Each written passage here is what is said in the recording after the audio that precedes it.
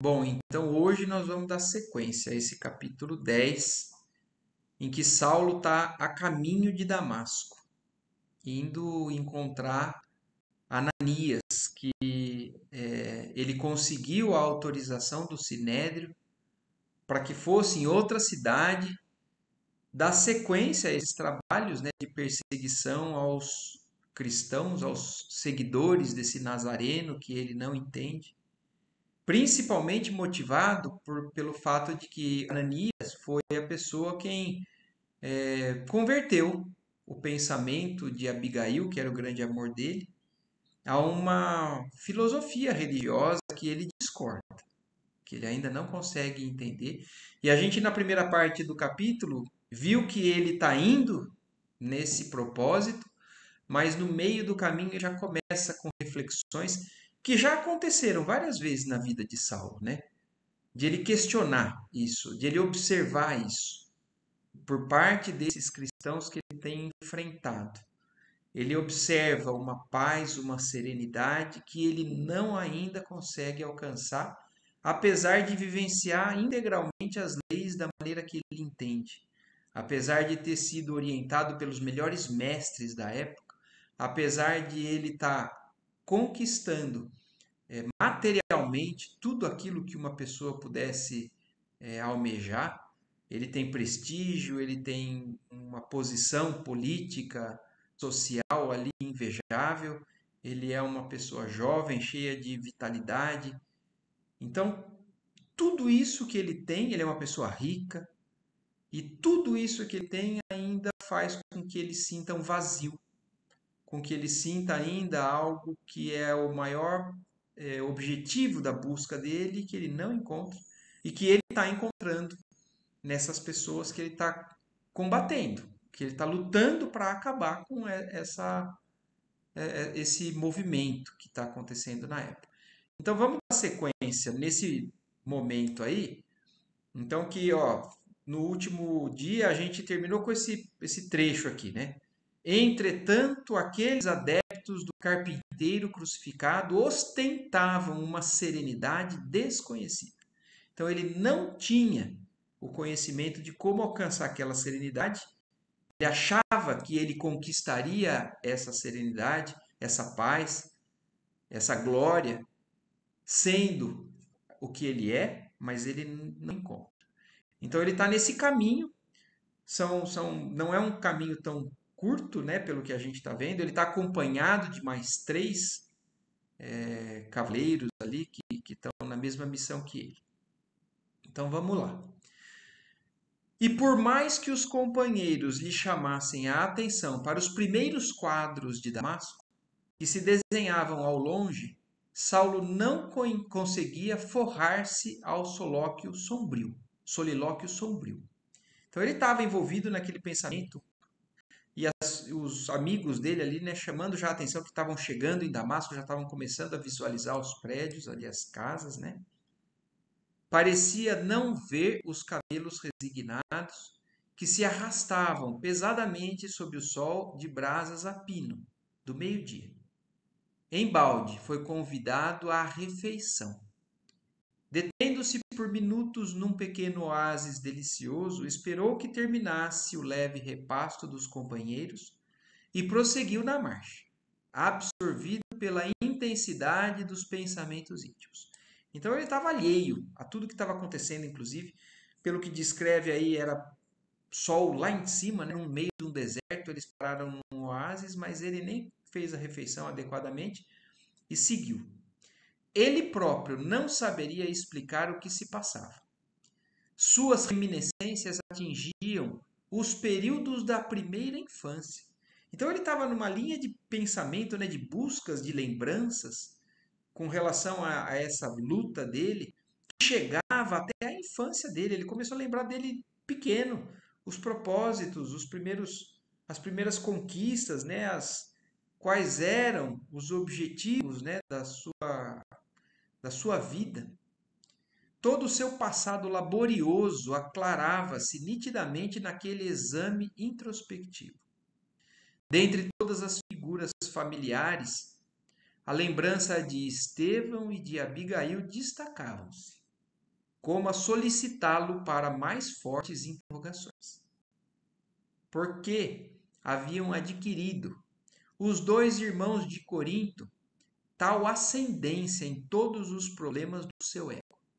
Então, como estava passando o filme todo da existência dele, ele estava lembrando dos pais, da família, dos mestres, mas de tudo o que mais se fixava no pensamento dele era a figura de Estevão e de Abigail. E ele estava se questionando, né, por que esses dois, os dois irmãos, tinham uma ascendência tão grande em tudo o que era a importância na vida dele, as buscas dele. Por que esperava Abigail através de todas as estradas da mocidade, na idealização de uma vida pura? Então foi nela que ele encontrou o que ele almejou a vida inteira. Recordava os amigos mais eminentes e em nenhum deles encontrou qualidades morais semelhantes à daquele jovem pregador do caminho, que afrontara a sua autoridade político-religiosa diante de Jerusalém em peso, desdenhando a humilhação e a morte, para morrer depois abençoando-lhe as resoluções iníquas e implacáveis. Então ele está pensando, está lembrando, inclusive, das pessoas que ele mais respeitava na religião dele.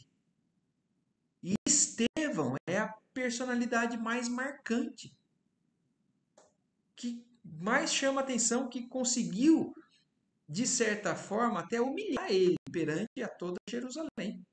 E que mesmo humilhado, o Estevão, né, por Paulo, e mesmo condenado à morte, naquele momento ainda abençoou a Saulo para ali na frente de Abigail. Que força os unira nos labirintos do mundo, para que o seu coração nunca mais os esquecesse. A verdade dolorosa é que se encontrava sem paz interior, não obstante a conquista e gozo de todas as prerrogativas e privilégios entre os vultos mais destacados de sua raça. Então aqui está bem claro isso. Ele tinha tudo o que alguém poderia buscar nas glórias do mundo e ele não tinha paz interior.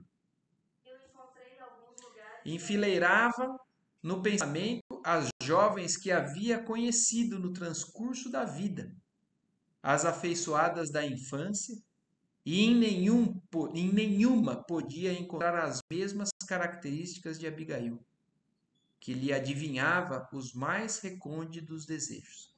Ele estava lembrando até de quem ele conheceu como mulher, como possibilidade de um relacionamento que ele negou o tempo todo, sempre se mantendo puro, esperando por algo que ele encontrou em Abigail. Atormentado pelas indagações profundas que lhe assoberbavam a mente, pareceu despertar de um grande pesadelo. Devia ser meio-dia. Muito distante ainda, a paisagem de Damasco apresentava os seus contornos. Pomares espessos, cúpulas cinzentas que se esboçavam ao longe, bem montado, evidenciando o aprumo de um homem habituado aos prazeres do esporte. Saulo ia à frente, em atitude dominadora. Então, olha, a gente consegue fazer a ideia, né, de quem era Saulo, do quanto ele era viril, né, de uma vivacidade enorme, dominador, e descrevendo a cena. Sol do meio-dia, devia ser meio-dia, no meio do deserto. E em dado instante, todavia, quando mal despertara das angustiosas cogitações, sente-se envolvido. Peraí, deixa eu só colocar aqui. Sente-se envolvido. Calma que eu perdi aqui porque estava acabando a bateria. Olha lá. Quando mal despertara das angustiosas cogitações, sente-se envolvido por luzes diferentes da tonalidade solar. Então imagina a claridade que estava naquele local no deserto, E ele começou a sentir que ele estava sendo envolvido por uma luz diferente. Tem a impressão de que o ar se fende como uma cortina. Então, olha isso. Imaginem a cena: o ar se abrindo como uma cortina no céu, de luz intensa já do que era o dia ensolarado no deserto. Então, tem a impressão de que o ar se fende como uma cortina, sob pressão invisível e poderosa. Intimamente, considera-se presa de inesperada vertigem após o esforço mental persistente e doloroso. Então, como é comum no deserto, né, ele achou que ele estava passando por um desses momentos de vertigem. Até porque o sol era escaldante, mas eu acho que a tormenta mental dele, né, estava tão grande que ele achou que era isso. É tanto esforço mental, uma luta interna tão grande com aquele sol, e achou que ele então estava passando por um mal-estar do seu próprio, da saúde ali no deserto. Quer voltar-se, pedir o socorro dos companheiros, mas não os vê, apesar da possibilidade de suplicar auxílio. Jacob, Demétrio, socorram-me, grita desesperadamente. Então, quando ele vê aquilo, ele acha que ele está tendo um problema, se vira, tenta achar os amigos e não enxerga os amigos, pede, grita por socorro. Consegue chamar o nome de 2 deles, pede socorro, grita desesperadamente. Mas a confusão dos sentidos lhe tira a noção de equilíbrio e tomba do animal ao desamparo, sobre a areia ardente. Então ele cai do cavalo. A visão, no entanto, parece dilatar. Eu falei cavalo aqui, né? Mas citou camelo, a gente não sabe se eles estavam.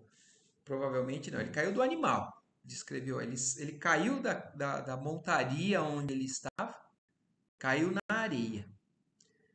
A visão, no entanto, parece dilatar-se ao infinito. Outra luz lhe banha os olhos deslumbrados. E no caminho que a atmosfera rasgada lhe desvenda, quer dizer, ele ainda tem a sensação que abriu uma cortina no firmamento, no céu azul. E um caminho de luz e outra luz ainda, ele sente a presença, e nesse caminho formado através desse rasgo ali no céu, né, vê surgir a figura de um homem de majestática beleza, dando-lhe a impressão de que descia do céu ao seu encontro. Então, imagina a cena de descer um ser de luz do céu e indo chegando até ele. Sua túnica era feita de pontos luminosos, os cabelos tocavam nos ombros. A Nazarena, os olhos magnéticos, emanados de simpatia e de amor, iluminando a fisionomia grave e terna, onde pairava uma divina tristeza. Olha a descrição de Jesus que estão fazendo aqui, que Emmanuel faz no livro. O doutor de Tarso contemplava-o com um espanto profundo. E foi quando, numa inflexão de voz inesquecível, o desconhecido se fez ouvir. Então, para Saulo, até então, era uma figura desconhecida. E aquilo que se materializava na frente dele ali, né? Fala com ele. E vocês vão ver que em toda a passagem, nesse momento que é inesquecível na história do cristianismo, essa figura que a gente já sabe, né, que é Jesus, fala muito pouco com Saulo. São poucas as palavras que Jesus fala com ele, e ao mesmo tempo são responsáveis por uma mudança que inúmeros episódios na história pregressa até então não conseguiram mudar ele. Para a gente começar a ter uma noção do que é a presença de Jesus, do que é a emanação, o envolvimento, a luz da presença de Jesus. Então, a primeira coisa que Jesus fala é: Saulo, Saulo, por que me persegues? Então, com essa descrição que fala, né, que ele tinha uma divina tristeza. Então, mostrando para Saulo o quanto que ele estava entristecido com aquela perseguição. E a primeira coisa que ele pergunta é essa: por que me persegues? O moço tarsense não sabia que estava instintivamente de joelhos. Então, sem perceber, ele se ajoelha, ele se curva à grandeza de Jesus.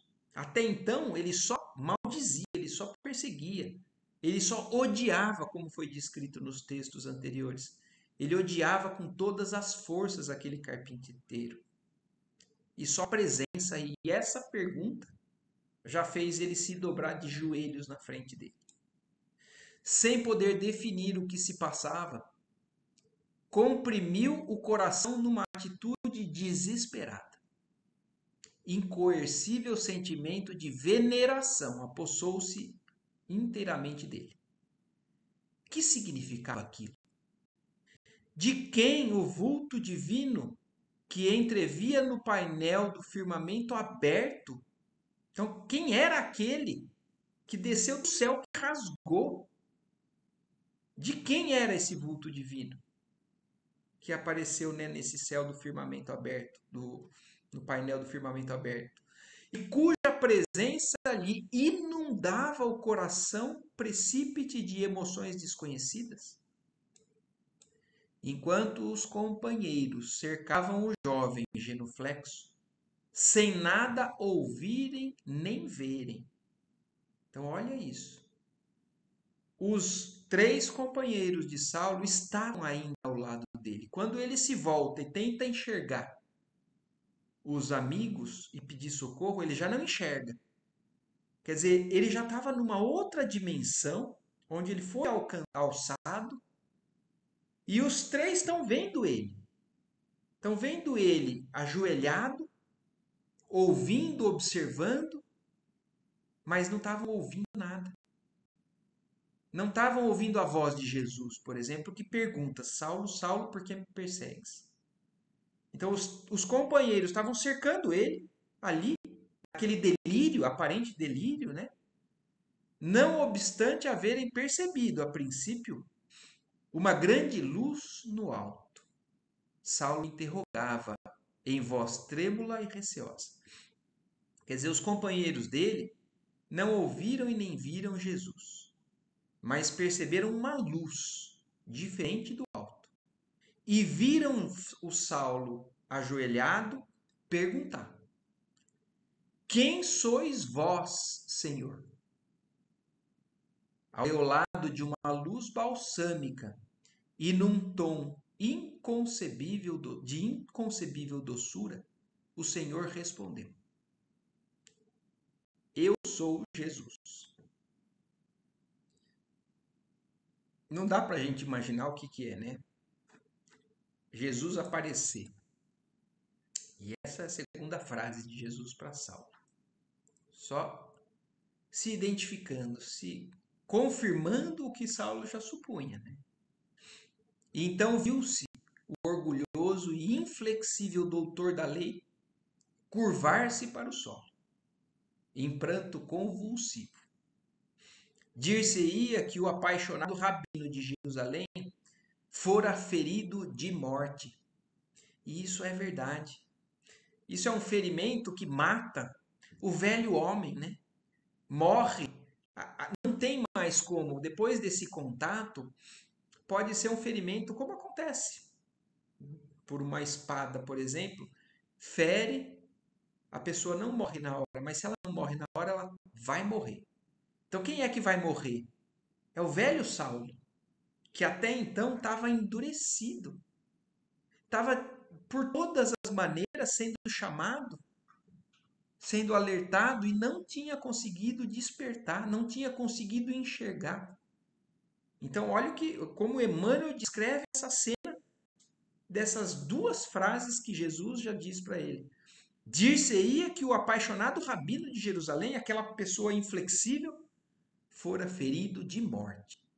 experimentando num momento a derrocada de todos os princípios que lhe conformaram o espírito e o nortearam até então na vida. Então, tudo aquilo que ele construiu, que ele se apoiou, que ele cristalizou, naquele momento trincou, desabou tudo.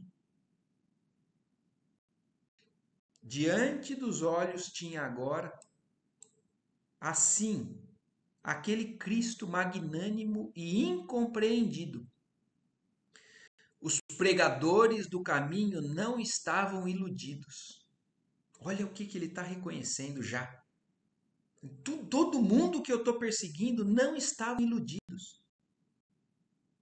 A palavra de Estevão era a verdade pura. A crença de Abigail era a senda real. Aquele era o Messias. A história maravilhosa da sua ressurreição não era um recurso lendário para fortificar as energias do povo. Sim, ele, Saulo, via-o ali no esplendor de suas glórias divinas.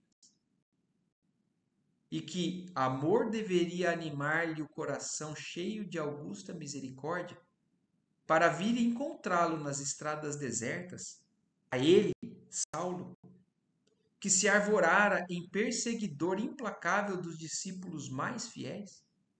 Então, olha o que o Saulo está passando pela cabeça dele em poucos instantes. Jesus só se identificou até agora, ele já percebeu tudo. Tudo o que ele estava de errado até então. Ele lembrou dos perseguidos, lembrou de Estevão, lembrou de Abigail, entendeu a ressurreição. E agora ele está pensando, mas meu Deus, se eu sou tão cruel assim com relação a essa figura, que amor que é esse que fez ele se deslocar e vir encontrar eu? Esse pequeno, esse infeliz, que até agora só está perseguindo, só está causando desgosto para o maior figura divina que já passou pela terra. Na expressão de sinceridade de sua alma ardente, considerou tudo isso na fugacidade de um minuto. Então isso passou, é como acontece muitas vezes, né? Num momento de perigo muito grande, que a gente às vezes passa toda a vida nossa pela nossa cabeça. Experimentou invencível vergonha do seu passado cruel. Uma torrente de lágrimas impetuosas lavava-lhe o coração. Quis falar, penitenciar-se, clamar suas infinitas desilusões, protestar fidelidade e dedicação ao Messias de Nazaré. Olha isso, ele já quer se dizer fiel a esse Cristo somente com esse minuto que ele teve com ele. Mas a contrição sincera do espírito arrependido e dilacerado embargava-lhe a voz. Foi quando notou que Jesus se aproximava e contemplando-o carinhosamente, quer dizer, Jesus até então estava ali, mais próximo, que chegou a falar com ele, mas ainda Jesus se aproxima ainda mais. O mestre tocou-lhe os ombros com ternura, dizendo com inflexão paternal. Olha a terceira frase que Jesus fala para Saulo. Não recalcitres contra os aguilhões. Não recalcitres contra os aguilhões. Quer dizer, não vá contra. Não se coloque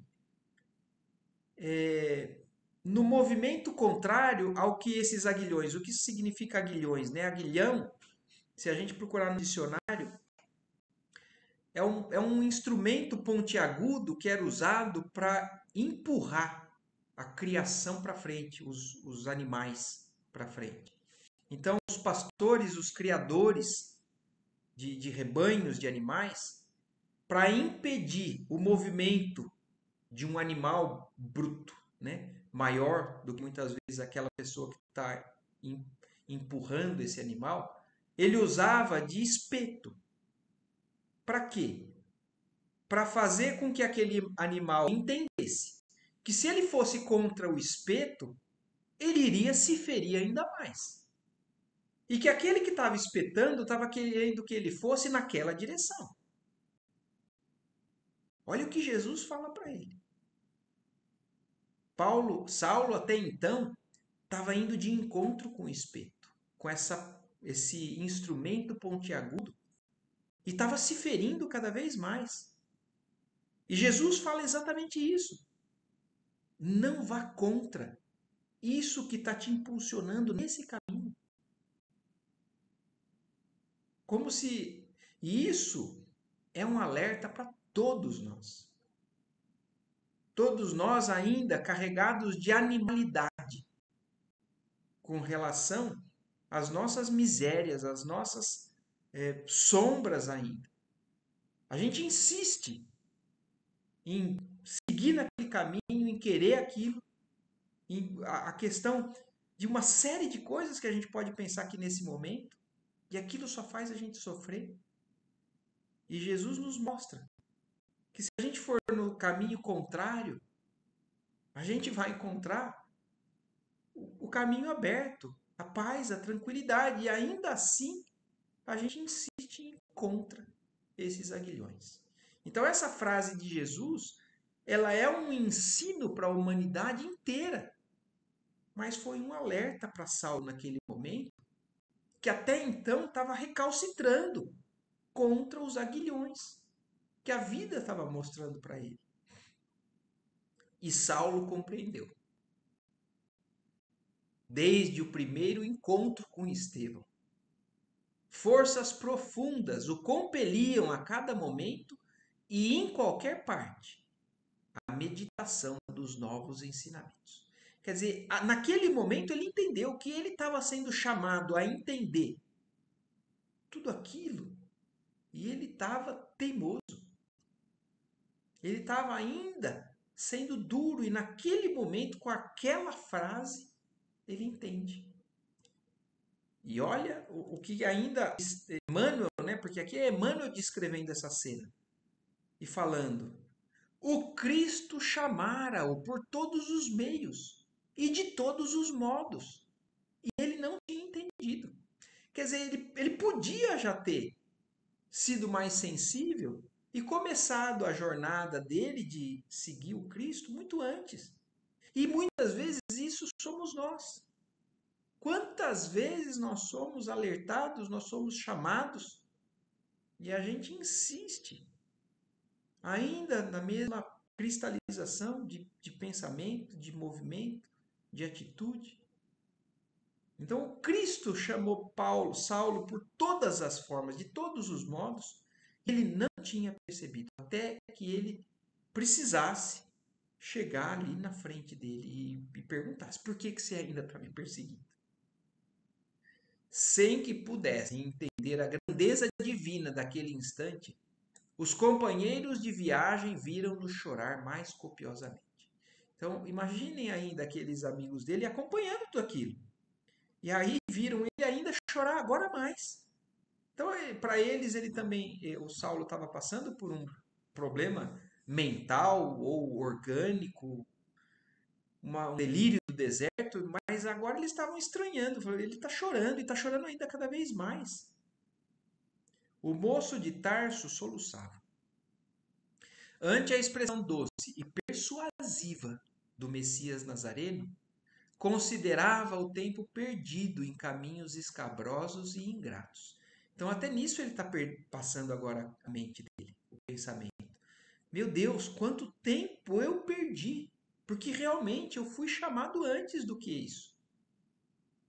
Doravante necessitava reformar o patrimônio dos pensamentos mais íntimos.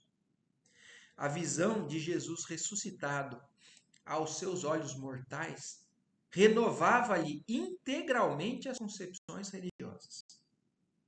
Certo, o Salvador apiedara-se do seu coração leal e sincero, consagrado ao serviço da lei, e descera da sua glória, estendendo-lhe as mãos divinas. Ele, Saulo, era a ovelha perdida nos resvaladouros, no resvaladouro das teorias escaldantes e destruidoras. Jesus era o pastor amigo, que se dignava a fechar os olhos para os espinheiros ingratos, a fim de salvá-lo carinhosamente. Num ápice, o jovem rabino considerou a extensão daquele gesto de amor. As lágrimas brotaram-lhe do coração amargurado como a linfa pura de uma fonte desconhecida. Ali mesmo, no santuário augusto do Espírito, fez o protesto de entregar-se a Jesus para sempre. Então, ali, naquele momento, ele percebeu, reconheceu tudo e fez um voto já de se consagrar a Jesus eternamente. E é interessante, assim, a gente agora refletir um pouco nisso, porque muito do que as religiões pregam e às vezes nós mesmos entendemos de maneira errada, é que basta esse reconhecimento da majestade de Jesus para a gente estar salvo. A gente até agora viu quanto Saulo estava duro e agora a gente viu que a presença de Jesus transformou ele, pelo menos no reconhecimento, né? Mas o resto do livro vai deixar muito claro para a gente que essa transformação não é tão simples assim. Ele só entendeu, mas ele agora tem um caminho longo para percorrer de lutas contra esse Saulo que foi ferido de morte. Ele vai ter que aos poucos ir matando, e matando, e matando aqueles velhos vícios que ficam enraizados ainda dentro dele. Ele já entende qual caminho ele vai seguir. Mas até aí dizer que ele alcançou a glória, tem uma distância muito grande. E isso a gente tem que ter muito claro. Porque a gente acha que no momento em que a gente se torna cristão, de fato, a gente fala assim, não, agora eu entendi, agora eu vou ser um verdadeiro espírita. E está tudo resolvido. Agora daqui para frente é só tranquilidade. E não. Daqui para frente, porque a gente vai encerrar hoje a primeira parte do livro. E a segunda parte do livro ainda tem uma trajetória magnífica e, ao mesmo tempo, com muita lição para a gente, com relação a esse caminho que também a gente vai ter que enfrentar se a gente está se entendendo na mesma posição de Saulo, reconhecendo que o Cristo é o caminho, mas reconhecendo que esse caminho ainda tem muita coisa para ser deixada para trás. Então, essa cena nos dá a impressão que Saulo agora realmente se entrega ao Cristo, como, olha como ele fala ali, né? Fez um protesto de entregar-se a Jesus para sempre. Recordou de súbito as provações rígidas e dolorosas.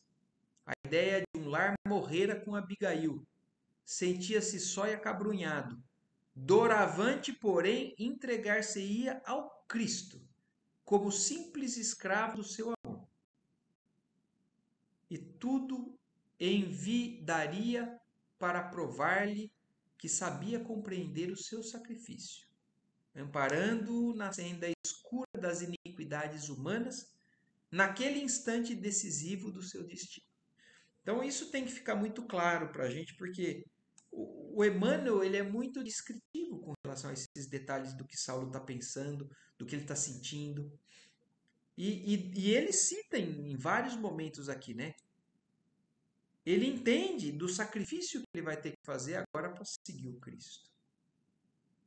Banhado em pranto, como nunca lhe acontecera na vida, fez ali mesmo, sob o olhar assombrado dos companheiros, e ao calor escaldante do meio-dia, a sua primeira profissão de fé. Então, ali ele consegue exteriorizar essa entrega a Jesus. Ele está sentindo tudo isso, está querendo, naquela hora, no primeiro momento, a voz dele ficou embargada, mas agora ele consegue fazer a sua primeira profissão de fé. E ele fala para Jesus: Senhor, que quereis que eu faça? E aqui já tem outra grande lição de Saulo, que mostra a grandeza dele. Porque até então ele parecia extremamente cruel, mas ele sempre foi extremamente fiel. E ele, quando reconhece o Cristo, no Cristo, o Messias, a primeira coisa que ele fala, porque é diferente do que nós fazemos também quando a gente resolve entrar numa religião. A gente entra fazendo exigências. A gente entra falando assim: tá bom, Jesus, então você é o Salvador, faz isso por mim. Eu quero que você conserte isso, eu quero aquilo. Eu entro na casa espírita pedindo, exigindo. Eu só quero que Deus alivie as minhas coisas. A gente não está entrando na casa espírita perguntando o que que Deus quer de mim, o que que Ele quer que eu faça aqui dentro, o que que Ele quer que eu faça lá fora, o que que Ele quer que eu faça no meu trabalho, na minha família. A gente entra falando, Senhor, faz para mim isso ou aquilo. Mas Saulo, a primeira coisa que ele fala é se entregar à vontade de Deus, à vontade de Jesus, do Mestre. Aquela alma resoluta, mesmo no transe de uma recapitulação incondicional, humilhada e ferida em seus princípios mais estimáveis, dava mostras de sua nobreza e lealdade. Emmanuel chamando a atenção para essa característica de Saulo. Então, ó, ele era uma alma resoluta. Por isso que Jesus sabia que ele era um vaso escolhido que teria potencial, que era capaz de fazer o que Jesus precisava. Ele só estava desviado na compreensão. Mas olha isso, mesmo no transe daquele monte de pensamento que estava deixando ele acabado, ele estava humilhado, ele estava ferido naquele momento, porque tudo que ele acreditava estava ruído. Mas ele estava dando a comprovação da nobreza da sua alma e da lealdade ao Criador, ao Deus, ao seu Deus, encontrando a revelação maior em face do amor que Jesus lhe demonstrava solícito. Saulo de Tarso não escolhe tarefas para servi-lo na renovação de seus esforços de homem. Então, olha isso, ele não escolhe tarefas, ele se entrega. Ele fala: o que que você quer que eu faça, que eu vou fazer. Entregando-se-lhe de alma e corpo, como se fora ínfimo servo. Até então ele achava que ele era o dominador de tudo. Ele se coloca na condição de um ínfimo servo. Interroga com humildade o que desejava o mestre da sua cooperação. Foi aí que Jesus, contemplando-o mais amorosamente e dando-lhe a entender a necessidade de os homens se harmonizarem no trabalho comum da edificação de todo amor, de todos, no amor universal em seu nome, esclareceu generosamente: levanta-te, Paulo, entra na cidade, e lá te será dito o que te convém fazer. Então é a quarta frase que Jesus se dirige a Saulo, e como a gente vai ver, é tudo o que Jesus diz nesse encontro de Saulo nas portas de Damasco com o Divino Mestre. Então, primeiro, Saulo, Saulo, por que me persegues? Segundo, é a afirmação: eu sou Jesus. Terceiro, não recalcitres contra os aguilhões. E agora, quando ele se coloca à disposição de Jesus, levanta-te. Então, quando a gente cai, quando a gente percebe que a gente está errado, não é ficar lamentando, não é ficar acabado, inútil, estagnado. Se erga, Saulo. E aí, segue adiante. Entra na cidade e lá te será dito. Então a sua vida vai te dizer, nós. Porque muitas vezes nós ficamos perdidos também. O que eu tenho que fazer agora? Quais são as próximas recomendações? As diretrizes? Sigamos adiante. Erguidos, levantados. E Jesus vai nos dizendo. Então, o moço tarsense não mais percebeu o vulto amorável. Então Jesus naquele momento fala e desaparece, guardando a impressão de estar mergulhado num mar de sombras. Prosternado, continuava chorando, causando piedade aos companheiros. Esfregou os olhos, como se desejasse rasgar o véu que lhe obscurecia a vista. Então ele entrou numa treva. Saulo, daquela luz imensa, passou às trevas. Ele passou a cegueira. Saulo fica cego no deserto. Ele não enxerga mais. Então ele esfregou os olhos, como se desejasse rasgar o véu que lhe obscurecia a vista, mas só conseguia tatear no meio das trevas densas. Aos poucos, começou a perceber a presença dos amigos, que pareciam comentar a situação.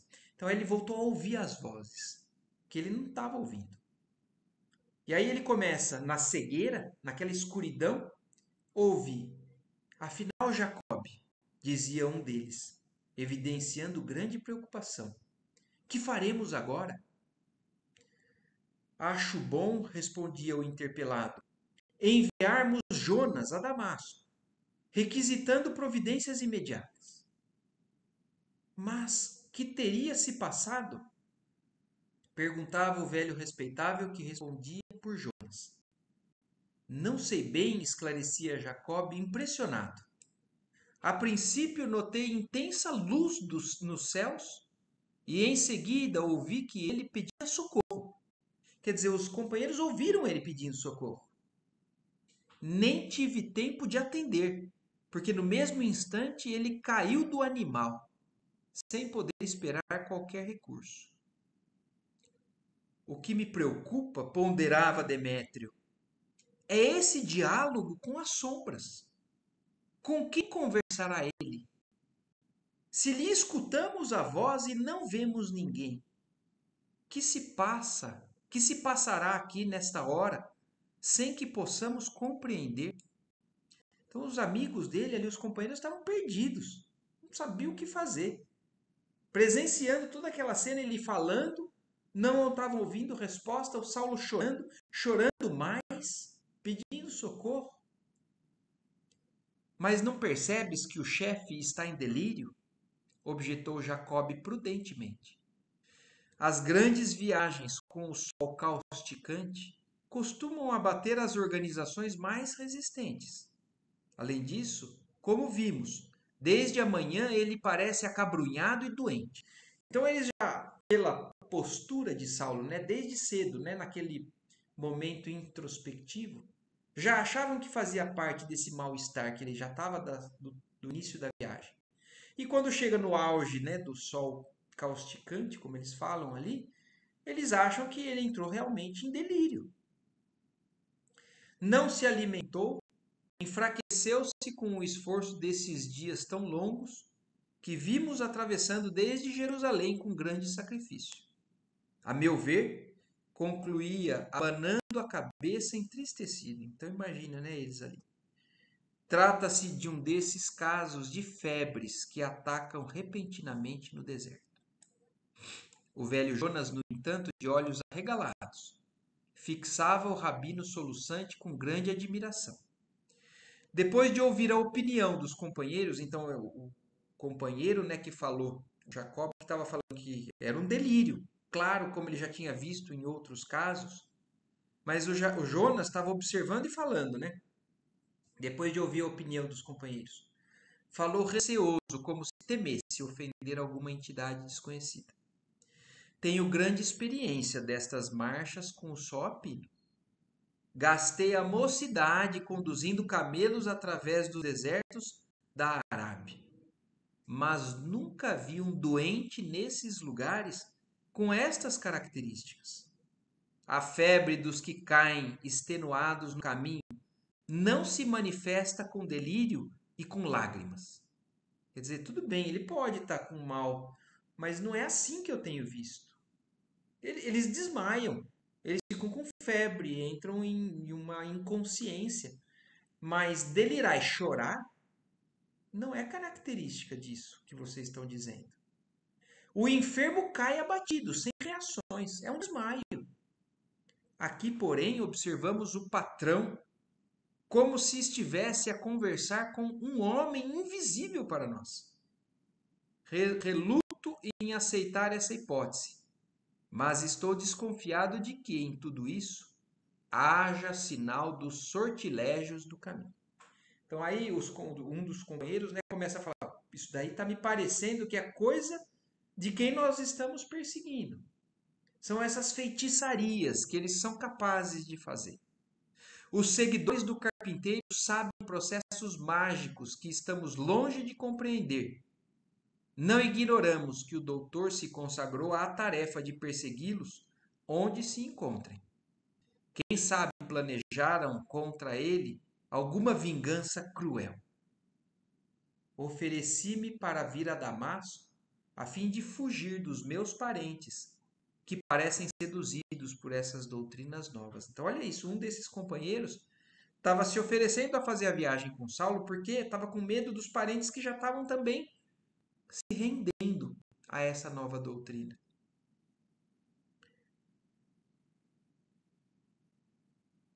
Aqui, a fim de fugir dos meus parentes dessas doutrinas novas. Onde já se viu curar a cegueira de alguém com a simples imposição das mãos?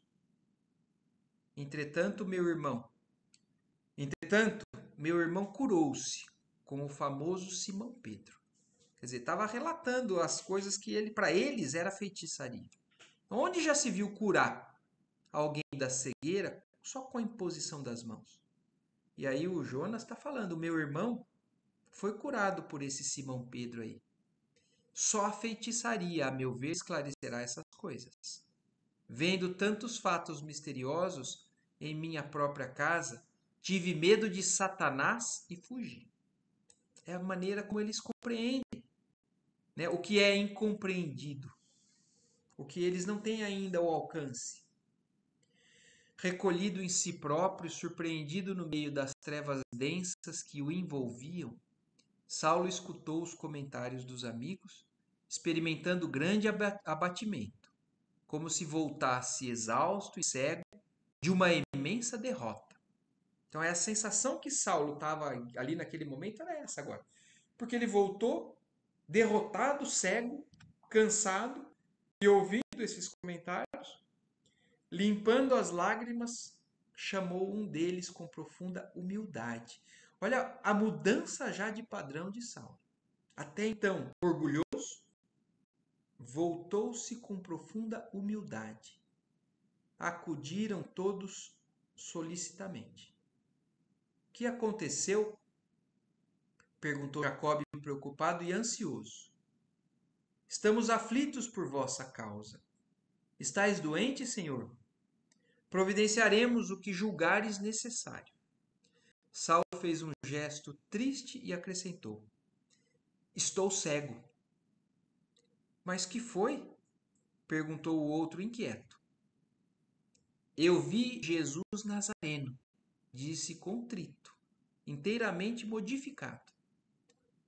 Jonas fez um sinal significativo, como a afirmar aos companheiros que tinha razão, entreolhando-se todos muito admirados.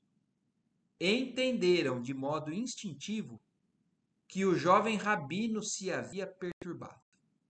Jacob, que era pessoa de sua intimidade, tomou a iniciativa das primeiras providências e acentuou: Senhor, lamentamos vossa enfermidade. Precisamos resolver quanto ao destino da caravana. O doutor de Tarso, entretanto, revelando uma humildade que jamais se coadunara com o seu feitio dominador, deixou cair uma lágrima e respondeu com profunda tristeza: Jacob, não te preocupes comigo. Relativamente ao que me cumpre fazer, preciso chegar a Damasco sem demora.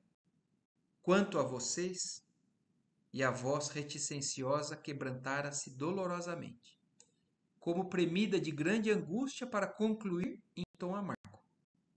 Façam como quiserem, pois até agora vocês eram meus servos.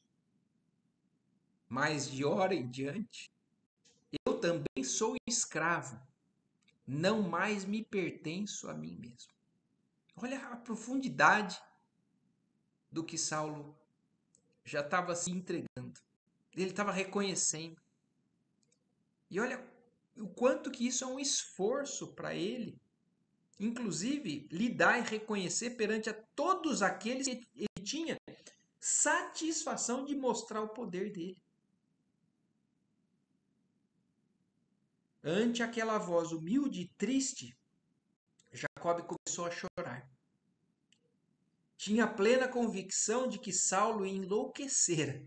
Imagina, para ele falou assim, o mestre, o nosso patrão aqui, né, tá louco.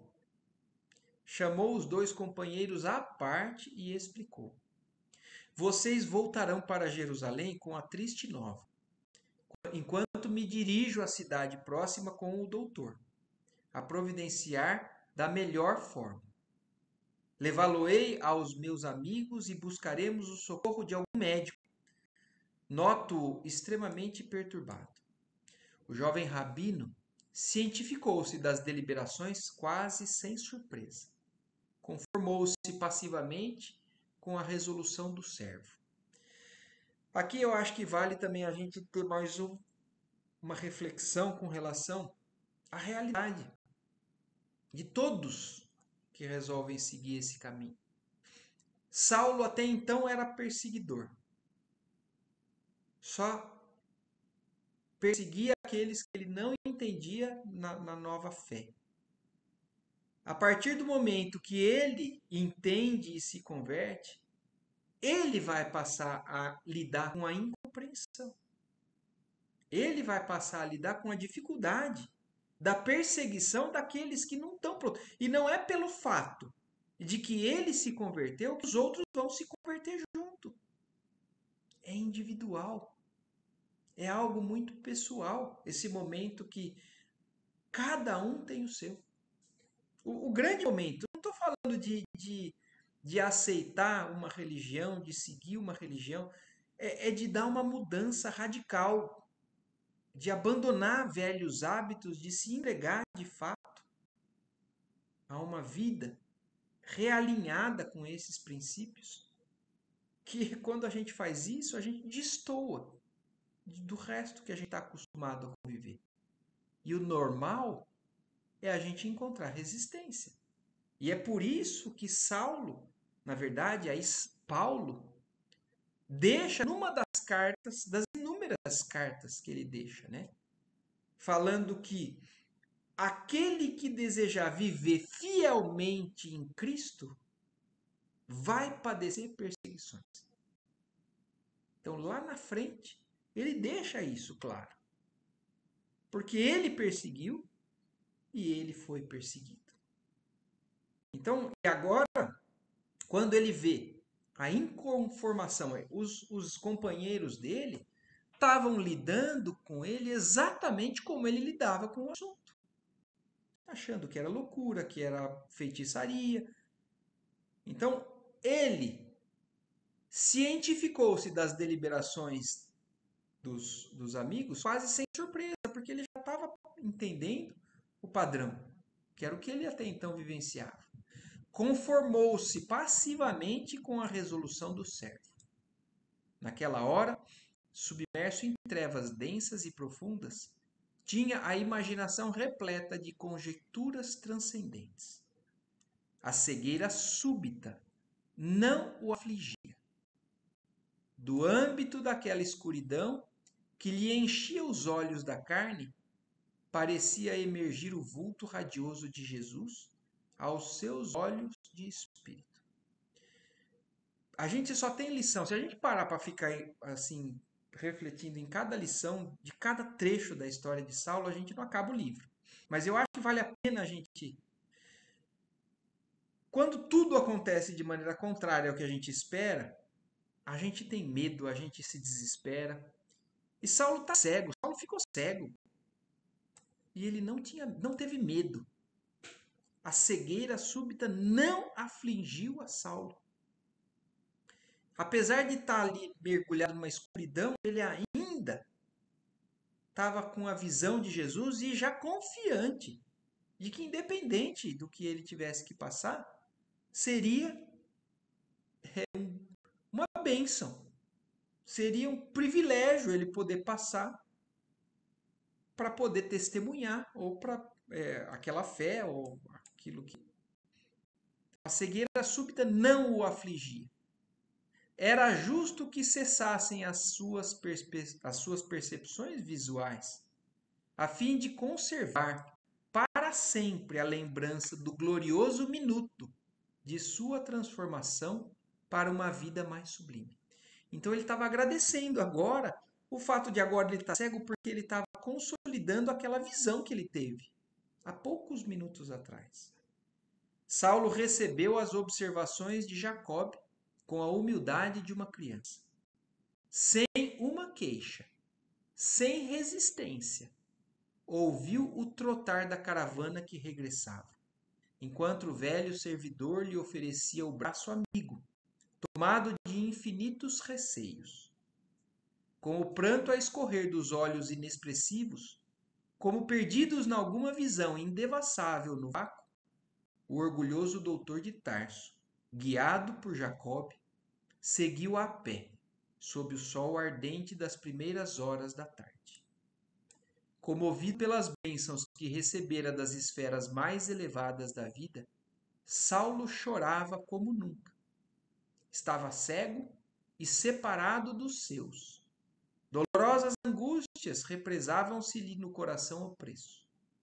Mas a visão do Cristo redivivo, sua palavra inesquecível, sua expressão de amor, lhe estavam presentes na alma transformada. Jesus era o Senhor, inacessível à morte.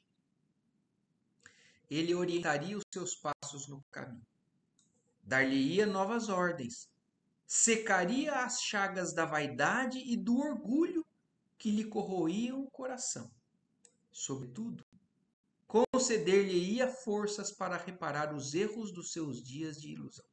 Olha, além de tudo isso, ele estava enxergando até a possibilidade de reparar todo o caminho de treva que ele tinha. Porque às vezes também a gente resolve seguir esse caminho e já gozar a glória dos céus, né? E não reparar os erros do passado. Impressionado e triste, Jacob guiava o chefe amigo, perguntando a si próprio a razão daquele pranto incessante e silencioso. Envolvido na sombra da cegueira temporária, Saulo não percebeu que os mantos espessos do crepúsculo abraçavam a natureza. Ele não conseguiu ver nem o fato de que estava chegando a noite. Ele estava cego, cego em trevas. Nuvens escuras precipitavam a queda da noite, enquanto ventos sufocantes sopravam da imensa planície. Dificilmente acompanhava as passadas de Jacob, que desejava apressar a marcha, receoso da chuva. Coração resoluto e enérgico, não reparava os obstáculos que se antepunham à sua jornada dolorosa. Faltava-lhe a visão. Necessitava de um guia. Mas Jesus recomendara que entrasse na cidade, onde lhe seria dito o que tinha a fazer. Era preciso obedecer ao Salvador, que o honrara com as supremas revelações da vida. A passos indecisos, ferindo os pés em cada movimento inseguro, caminharia de qualquer modo para executar as ordens divinas. Era indispensável não observar as dificuldades. Era imprescindível não esquecer os fins. Importava o olhar em trevas, o regresso da caravana a Jerusalém, A penosa caminhada a pé em demanda de Damasco. Não tem nada que pudesse ser ruim para ele mais. A falsa suposição dos companheiros a respeito da inovidável ocorrência. A perda dos títulos honoríficos. O repudio dos sacerdotes, seus amigos.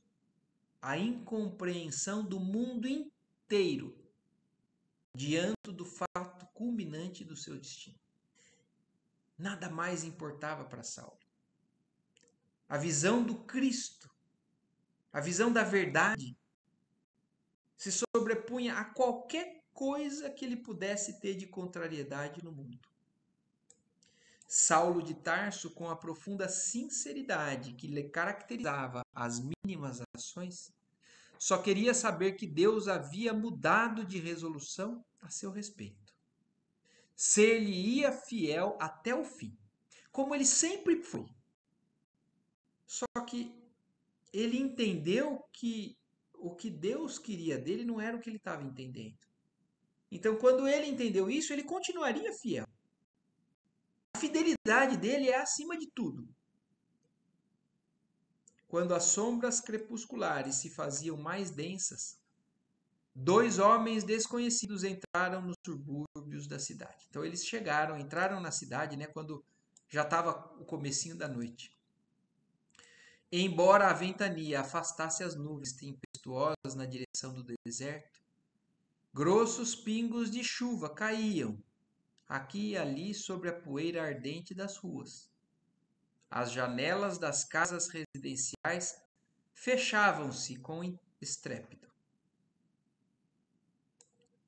Damasco podia recordar o jovem tarsense formoso e triunfador. Conhecia-o nas suas festas mais brilhantes, costumava aplaudi-lo nas sinagogas. Mas, vendo passar na via pública aqueles 2 homens cansados e tristes, jamais poderia identificá-lo naquele rapaz que caminhava cambaleante, de olhos mortos. Então, ele já era alguém transformado, que a própria Damasco, que conhecia um Saulo, triunfador, né? Aplaudido nas sinagogas, agora já, da maneira que ele entrou naquela cidade, naquelas condições, já não identificavam o mesmo Saulo de Tarso. E aí encerramos esse capítulo. E aí encerramos a primeira parte do livro. Então aqui marca a transição, né, de Saulo.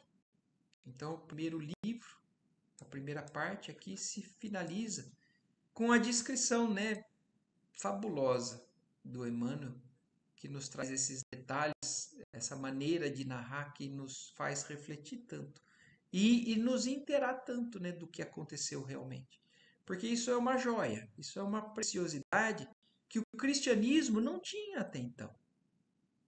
A gente tem as descrições que o Evangelho nos traz através de alguns evangelistas, através do Atos dos Apóstolos, né, que Lucas nos deixa, através das cartas de Saulo, mas esses detalhes a gente não tinha até então.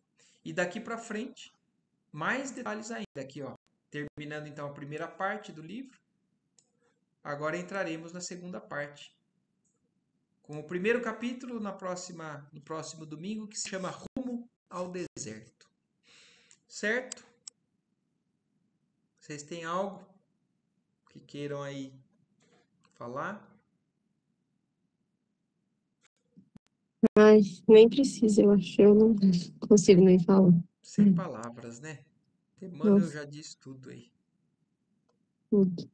Então, beleza, gente. Muito obrigado. Agradecemos a Deus aí mais uma vez. Você ia dizer algo, Eva? Não? Então tá jóia. Então, boa semana para todos. Que Deus abençoe essa nossa visão, nossa nova visão desse livro, que ilumine nossos caminhos sempre. Tchau, tchau. Tchau, pessoal. Boa semana, boa noite. Tchau, tchau.